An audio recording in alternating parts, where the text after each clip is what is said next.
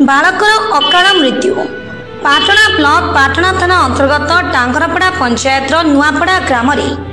राति खाई भलरे शोइथिबा जड़े नाबालक दशरथ नायक 12 वर्ष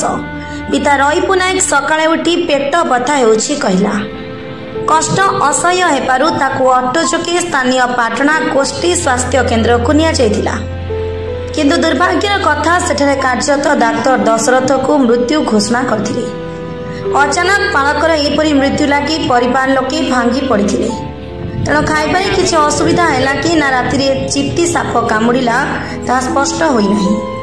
शव व्यवच्छेद रिपोर्ट आसिले सबू स्पष्ट हेब बोली पुलिस सूचना देछंती।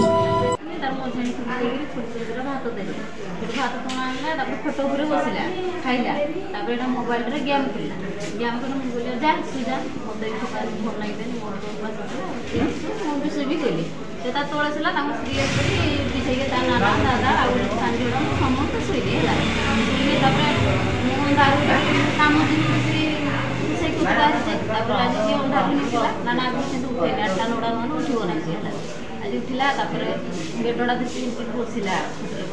साला बाबा पेटटा बसुला बुढ़ा मुझे आंब फांब खाइलु पानी पानी देलु कि कहली घर से समस्ते कहली घर जाकि शैला आउ थे बथा करती कहला कह किस नागुच कह कहली जमा कहला नहीं हाथटा इं छाड़ीदेला इन टांगी देखीदेला है बड़ा मैं कहला सांग तार मेडिकल गुड़ाई घटना सांग मैंने हठात नहीं कि नहीं खेलुची बुलूची छुआ सब दशरथ नायक 12 वर्ष सप्तम क्लास केन्दुझर दशरथ बारिक रिपोर्ट फास्ट न्यूज ओडिशा।